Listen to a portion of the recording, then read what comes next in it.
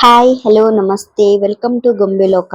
ಇವತ್ತು ತುಂಬಾನೇ ಟೇಸ್ಟಿ ಆದಂತಹ ಹಾಗೆ ಕಡಿಮೆ ಸಾಮಗ್ರಿನ ಉಪಯೋಗಿಸ್ಕೊಂಡು ಸಿಂಪಲ್ ಆಗಿ ಪೆಪ್ಪರ್ ಚಿಕನ್ ನ ಹೇಗ್ ಮಾಡೋದು ಅಂತ ನೋಡೋಣ.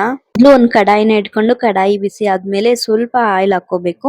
ಆಯಿಲ್ ಬಿಸಿ ಆದ್ಮೇಲೆ ಅದಕ್ಕೆ ಉದ್ದುದ್ದಕ್ಕೆ ಕಟ್ ಮಾಡಿ ಇಟ್ಕೊಂಡಂತಹ ಈರುಳ್ಳಿನ ಸೇರಿಸ್ಕೋಬೇಕು. ನಾನಿಲ್ಲಿ 2 ದೊಡ್ಡ ಈರುಳ್ಳಿನ ತಗೊಂಡಿದ್ದೀನಿ. ಹಾಗೆ ಸ್ವಲ್ಪ ಹಸಿಮೆಣಸಿನಕಾಯಿನ ಹಾಕೊಂತಾ ಇದ್ದೀನಿ. ಹಾಗೆ ಹೆಚ್ಚಿಟ್ಕೊಂಡಂತಹ ಬೆಳ್ಳುಳ್ಳಿನ ಸೇರಿಸ್ಕೊಂತಾ ಇದ್ದೀನಿ. ಒಂದು ಬೆಳ್ಳುಳ್ಳಿ ಗಡ್ಡೆನ ತಗೊಂಡಿದ್ದೀನಿ, ಅದನ್ನ ಚಿಕ್ಕದಾಗಿ ಕಟ್ ಮಾಡಿ ಇಟ್ಕೊಂಡಿದ್ದೆ.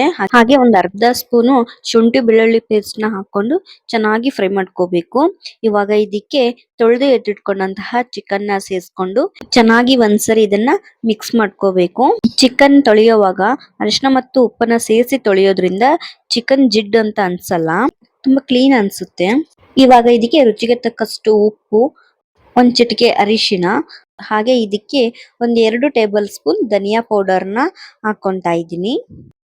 ಮತ್ತೆ ಇದಕ್ಕೆ 1 ಟೇಬಲ್ ಸ್ಪೂನ್ ಚಿಕನ್ ಮಸಾಲಾನ ಸೇರಿಸ್ಕೊಂಡು ಒಮ್ಮೆ ಇದನ್ನ ಚೆನ್ನಾಗಿ ಮಿಕ್ಸ್ ಮಾಡ್ಕೋಬೇಕು. ಇದಕ್ಕೆ ನೀರ್ ಹಾಕಬಾರ್ದು, ಹಾಗೇನೆ ಇದನ್ನ ಚೆನ್ನಾಗಿ ಫ್ರೈ ಮಾಡ್ಕೋಬೇಕು. ಚಿಕನ್ ಫ್ರೈ ಆಗ್ತಾ ಆಗ್ತಾ ಸ್ವಲ್ಪ ನೀರ್ ಬಿಟ್ಕೊಳ್ಳುತ್ತೆ, ಹಾಗಾಗಿ ನೀರ್ ಏನ್ ಸೇರಿಸ್ಕೊಳ್ಳೋದು ಬೇಡ. ಇವಾಗ ಒಂದ್ ಮುಚ್ಚಳನ ಮುಚ್ಚಿಬಿಟ್ಟು ಒಂದ್ 5 ನಿಮಿಷ ಮೀಡಿಯಂ ಫ್ಲೇಮ್ ಅಲ್ಲಿ ಇದನ್ನ ಬೇಯಕ್ಕೆ ಬಿಡೋಣ. ಇವಾಗ ಇದು ಸ್ವಲ್ಪ ಬೆಂದಿದೆ ನೋಡಿ, ಚಿಕನ್ ಕೂಡ ಸ್ವಲ್ಪ ನೀರ್ ಬಿಟ್ಕೊಂಡಿದೆ. ಚಿಕನ್ ನ ಸ್ವಲ್ಪ ಆಯಿಲ್ ಅಲ್ಲೇ ಫ್ರೈ ಮಾಡ್ಕೊಳೋದ್ರಿಂದ ಚಿಕನ್ ಅಲ್ಲೇನೆ ಸ್ವಲ್ಪ ಫ್ರೈ ಆಗಿ ಚೆನ್ನಾಗಿ ಬೆಂದ್ಬಿಡುತ್ತೆ.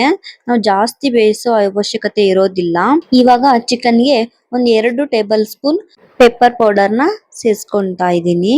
ಪೆಪ್ಪರ್ ಚಿಕನ್ ನ ಮಾಡೋದು ತುಂಬಾನೇ ಈಸಿ, ಮತ್ತೆ ಟೇಸ್ಟ್ ಕೂಡ ತುಂಬಾನೇ ಚೆನ್ನಾಗಿರುತ್ತೆ. ಒಂದ್ಸರಿ ಟ್ರೈ ಮಾಡಿ ನೋಡಿ, ತುಂಬಾನೇ ಇಷ್ಟ ಪಡ್ತಾರೆ ಮನೇಲಿ ಎಲ್ರು ಕೂಡ. ಅಷ್ಟು ಚೆನ್ನಾಗಿರುತ್ತೆ ಇದು ಅಂತೂ. ನಮ್ಮ ಮನೇಲಿ ಒನ್ ಆಫ್ ದಿ ಫೇವರೇಟ್ ಆಗ್ಬಿಟ್ಟಿದೆ ಇದು. ಪೆಪ್ಪರ್ ಪೌಡರ್ ನ ಸೇರಿಸ್ಕೊಂಡು ಚೆನ್ನಾಗಿ ಇದನ್ನ ಒಂದ್ಸರಿ ಮಿಕ್ಸ್ ಮಾಡ್ಕೋಬೇಕು. ಇದನ್ನ ಹಾಗೇನೆ ಒಂದು 2 ರಿಂದ 3 ನಿಮಿಷ ಹಾಗೆ ಫ್ರೈ ಆಗಕ್ಕೆ ಬಿಡೋಣ, ಒಂದ್ ಮುಚ್ಚಳನ ಮುಚ್ಚಿಬಿಟ್ಟು. ಇವಾಗ ನೋಡಿ ಸೈಡ್ ಅಲ್ಲಿ ಸ್ವಲ್ಪ ಎಣ್ಣೆ ಎಲ್ಲ ಬಿಟ್ಕೊಂಡಿದೆ. ಇದನ್ನ ಅವಾಗ ಕಲ್ಸ್ಕೊತಾ ಇರ್ಬೇಕು, ಯಾಕಂದ್ರೆ ನೀರ್ ಹಾಕಿರಲ್ಲ ಅಲ್ವಾ, ತಳ ಹತ್ತೋ ಚಾನ್ಸಸ್ ಇರುತ್ತೆ. ಹಾಗಾಗಿ ಇವಾಗ ಚಿಕನ್ಗೆ 1 ಗ್ಲಾಸ್ ನೀರನ್ನ ಸೇರಿಸ್ಕೊಂತಾ ಇದ್ದೀನಿ. 1 ಗ್ಲಾಸ್ ನೀರನ್ನ ಸೇರಿಸ್ಕೊಂಡು ಒಂದ್ಸರಿ ಇದನ್ನ ಮಿಕ್ಸ್ ಮಾಡ್ಕೋಬೇಕು. ನೋಡಿ, ಇದಕ್ಕೆ ಏನು ಮಸಾಲೆ ರುಬ್ಬೋ ಅವಶ್ಯಕತೆ ಇರಲ್ಲ, ಜಾಸ್ತಿ ಸಾಮಗ್ರಿ ಕೂಡ ಬೇಡ. ಒಂದ್ ಮುಚ್ಚಳನ ಮುಚ್ಚಿಬಿಟ್ಟು 5 ರಿಂದ 10 ನಿಮಿಷ ಇದನ್ನ ಬೇಯಕ್ಕೆ ಬಿಟ್ಬಿಡೋಣ. ಒಂದ್ 10 ನಿಮಿಷ ಆಗಿದೆ. ಚಿಕನ್ ಕೂಡ ನೋಡಿ ಚೆನ್ನಾಗಿ ಬೆಂದಿದೆ, ಸೈಡ್ ಅಲ್ಲೆಲ್ಲ ಎಣ್ಣೆ ಬಿಟ್ಕೊಂಡಿದೆ. ನಮ್ಗೆ ಅರ್ಜೆಂಟ್ ಗೆ ಏನಾದ್ರು ಚಿಕನ್ ಮಾಡ್ಬೇಕು ಅಂತಂದ್ರೆ, ಅಥವಾ ಹೊಸ ಟೇಸ್ಟ್ ಏನಾದ್ರು ಹುಡುಕ್ತಾ ಇದ್ದೀರಾ ಅಂತಂದ್ರೆ, ಹಾಗೆ ಬ್ಯಾಚುಲರ್ಸ್ ಕೂಡ ಇದು ತುಂಬಾನೇ ಒಳ್ಳೆ ರೆಸಿಪಿ.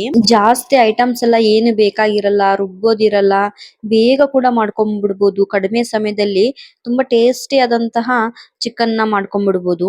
ಒಂದ್ಸಾರಿ ಈ ಟೇಸ್ಟ್ ನ ನೋಡಿದವರು ಪದೇ ಪದೇ ಮತ್ತೆ ಇದನ್ನೇ ಕೇಳ್ತಾರೆ, ಅಷ್ಟು ಚೆನ್ನಾಗಿರುತ್ತೆ ಇದರ ರುಚಿ ಕೂಡ. ಪರ್ಸನಲ್ ಆಗಿ ನನಗ್ ಕೂಡ ಈ ರೆಸಿಪಿ ತುಂಬಾನೇ ಇಷ್ಟ. ನೀವು ಕೂಡ ಮನೇಲಿ ಒಂದ್ಸರಿ ಇದನ್ನ ಟ್ರೈ ಮಾಡಿ, ಹೇಗ್ ಬಂದಿತ್ತು ಅಂತ ಕಮೆಂಟ್ ಮಾಡಿ. ಈ ರೆಸಿಪಿ ನಿಮ್ಗೆ ಇಷ್ಟ ಆಗಿದ್ರೆ ಲೈಕ್ ಮಾಡಿ, ಕಮೆಂಟ್ ಮಾಡಿ, ಹಾಗೆ ಶೇರ್ ಮಾಡಿ. Thank you for watching.